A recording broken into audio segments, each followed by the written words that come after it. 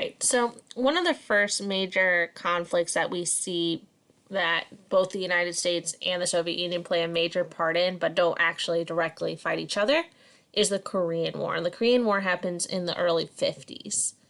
And as we talked about in World War II in Europe, those countries that were liberated by the Soviet Union generally became communist, and those liberated by the United States generally became democratic. And that's why we have that divide between East and West in Europe. Same thing happens over here in those areas that were liberated from the Japanese. So over here in Korea, which was occupied by the Japanese during World War II, the northern part of Korea is going to be liberated by the Soviet Union, southern part liberated by the United States. So the northern part of Korea is going to become a communist nation of North Korea. Southern part is going to become a democratic nation of South Korea. However, in the 1950s, we have the North Koreans, with the backing of the Soviet Union, are going to invade South Korea in an effort to make all of Korea communist. Now, if we remember those concepts of containment in the Truman Doctrine, this is a violation of containment. So the United States has to act here in order to stop the spread of communism. If communism takes over all of Korea, then that's a bad thing for the United States, and that's going to be a violation of the containment policy. So that's why the United States gets involved here to support the democratic South Koreans. Okay. And just like we had in the occupation of Japan, we have General MacArthur. He was over there in Japan already, hops on over to Korea, and leads the United States forces along with the UN forces that are going to be helping out the South Koreans against the North Koreans. And they are able to push the North Koreans all the way back to the 38th parallel, which is the original divide between North and South Korea. However, and they're then able to push into North Korea all the way up to the Chinese border. And then the Chinese, who at this point are already victorious in that Chinese Civil War and are communist, are going to support the communist North Koreans and push the Allied forces, the United States and UN forces, back down here to the original border. So we kind of have this really back and forth movement going on here. In the end, the result is a stalemate. The border remains at the 38th parallel, exactly where it was before the war began. North remains communist, South remains democratic. Okay? So if we're thinking about the policy of containment, this is probably a victory because communism doesn't spread. However, they also don't gain any territory, and it ends up being exactly where it was before. So, interesting result there. And today, obviously, we still see the results of this in that North Korea is a particularly dangerous communist country here, and a particularly unfriendly communist country today. All right, let's talk about Cuba and the Cuban Missile Crisis. So over here in Cuba, we have a communist revolution led by a guy named Fidel Castro, and they are able to take over the government in Cuba, and Cuba becomes a communist nation here in the late 50s, early 60s. Obviously, we don't like the fact that there is a communist nation so close to the United States. Next year, you'll talk in a lot more detail about this as far as things leading up to the Cuban Missile Crisis, such as the Bay of Pigs and things like that. But we're going to focus particularly on this one event here with Cuba. And the big issue here is that Cuba gets nuclear weapons. And everybody knows that Cuba, Fidel Castro, he gets those nuclear weapons from the Soviet Union. This is a direct violation. The United States sees this as a threat from the Soviet Union, that they would put nuclear weapons so close to the United States, and sees it as a direct threat. And the president at the time, President Kennedy, he decides that he has to do something about that. Just to give you a little visual here, this is a release document, CIA document at the time, basically predicting where those nuclear weapons could affect, if they truly were in Cuba, depending on their strength there. So there we are, Washington, D.C. Not good.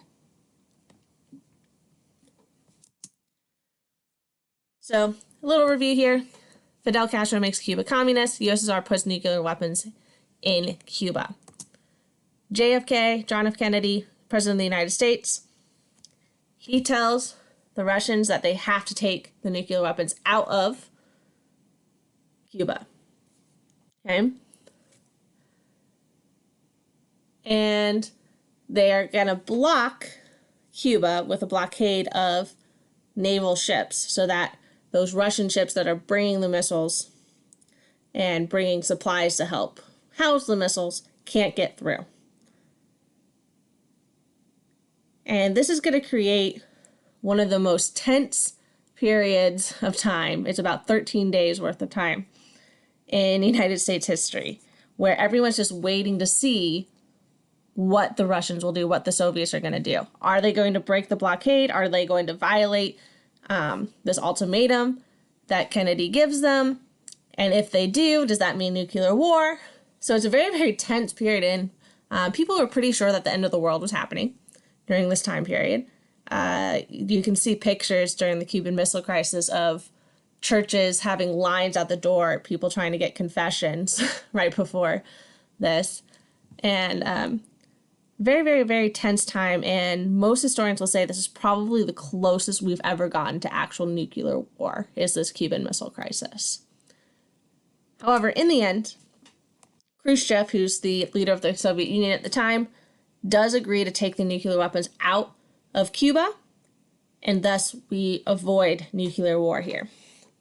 Now, recently, and I'm talking pretty recently, I think like 2005-ish, the CIA just released information that the United States actually had nuclear weapons in Turkey at the time. And Turkey borders Russia, borders the Soviet Union. And in order to get Khrushchev to agree to take the nukes out of Cuba, the United States agrees to take the nukes out of Turkey. But that part was kept secret. And essentially, Kennedy saves face, but Khrushchev kind of goes back to the Soviet Union looking like he gave in. So it's kind of interesting here. And people are not 100% sure how it ended up that way, but it was very, very strategically planned by Kennedy in that regard. And that's coming out very, very recently. So interesting.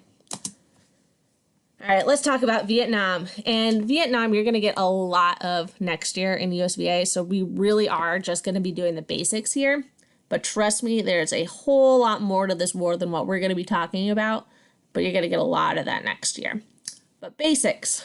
Vietnam used to be a French colony, and after World War II, we have this guy, Ho Chi Minh, is going to lead a group of Vietnamese communists to try and kick out the French and essentially free Vietnam from their French colonizers. They are successful. However, we have a split here. The northern part of Vietnam is going to become communist, whereas the southern part of Vietnam is not going to be communist. And I say not communist, I don't say democratic for a reason, because South Vietnam is actually not a democratic nation. They're going to be led by this dictator named Diem. However, Diem is not communist, so the United States is going to support the South Vietnamese here. The North want to unify Vietnam. Ho Chi Minh and his communist followers want to unite Vietnam into one strong communist country. And so, in order to do so, they start invading South Vietnam. And that's when the United States gets involved because, again, that policy of containment, it's a violation of the Truman Doctrine. They have to go help the South Vietnamese because they're fighting the North Vietnamese communists. The United States gets involved. We also have kind of a new theory in here that's going to be involved in the Vietnam War called the domino theory. And essentially, it kind of goes with containment. The idea here is if Vietnam falls to communism, then all of the surrounding countries are going to fall to communism as well. Hindsight's 50-50. We know now that that doesn't happen. right? Just because one country turns communist does not mean that all the countries are going to turn communist. But that was really the fear here in Vietnam, was that this is going to have a domino effect and all of South Asia moving into other places in Asia are going to be communist after the Vietnamese become communist. So that was really kind of a motivating factor here for the United States to get involved as well. So the United States sends 500,000 soldiers to try and stop the communists. However, the South Vietnamese is very corrupt and very unpopular. And so the United States actually doesn't really even have that much support from the South Vietnamese. And we see a lot of guerrilla warfare happening. We see a lot of soldiers from the Vietnam War will say that you never knew who was your enemy. And that's something that's very, very scary.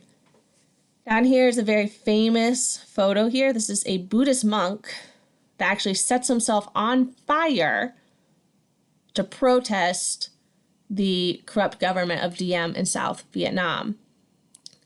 If somebody's willing to set themselves on fire as a protest, kind of tells you how bad the government is. Okay, but they're not communist, so the United States is going to support them. Result here, we end up having a stalemate because the lines and the sides are really not that defined in this particular war. The war becomes very, very unpopular even within the United States. Next year in USVA, you're going to talk a lot about kind of the home front of this and the protest movements that come out of this war here. So in 1973, the United States does leave Vietnam, and the North Vietnamese are then able to invade South Vietnam and take it over. Today, Vietnam is a communist country. However, we are going to call them a friendly communist country because really we don't see the same type of behavior that we see in other communist countries. They will do business with you. They love tourists to come and spend money in Vietnam. So really, we call them a friendly communist country, but they are technically communist. All right, so moving into the late 70s, early 80s, the United States and the USSR come to a period of détente. A détente literally means easing of tensions, where the United States and the USSR are essentially going to stop threatening each other, and we don't see kind of that immediate threat that we saw in the 50s and 60s. Okay? Basically, we agree to leave each other alone. And so moving into the 80s, we really don't see that direct conflict between the United States and the Soviet Union. Definitely not friends, definitely not allies, but we're not going to see kind of those direct threats that we saw earlier on in the Cold War.